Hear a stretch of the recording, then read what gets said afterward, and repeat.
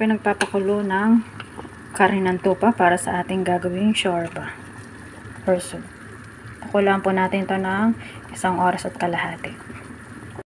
Gayat lang tayo ng kamatis, sibuyas at bawang. I-blender natin. Ilagay natin. Para sa ating shorba.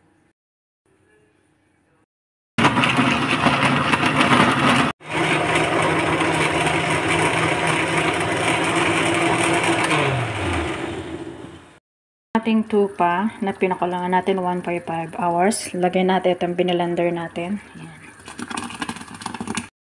Lagay natin ating oats. Pamintang durog. Cumin powder. Kalimutan natin ang tomato paste. Okay lang yan. Haluin lang natin ang haluin. Dagdagan pa natin ang tomato paste. Asin.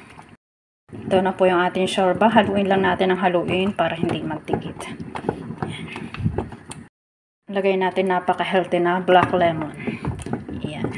Pakuluan lang po natin itong mga 10 minutes pa. Mamaya na pwede na itong kainin. Ito na po ang ating shorba. Ito naman. Tinikman ko na, hindi tinikman. Tinikman ko lang po ng konti yung ano. Tama lang ang lasa. Ready to serve na ito mamaya.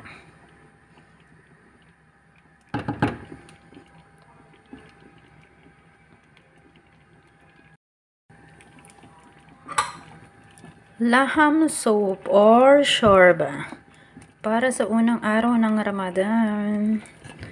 Araw-araw po tayong gagawa nito.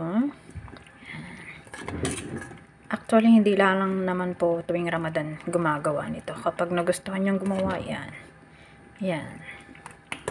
Napakasarap po nito. Napaka-healthy. Quaker oats lamang po yan. Black lemon. Buharat. Binilender na kamatis, sibuyas, bawang, konting paminta, cumin powder, ginger powder, at konting asin para hindi maalat para sa ating alaga. Yan.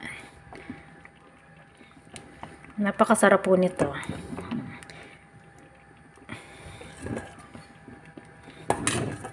Nung malakas pa si mama, tinuruan niya akong gumawa nitong shorba. Year 2018, nung una ko siyang inalagaan sila ni Baba, nung kanyang asawa na namatay na.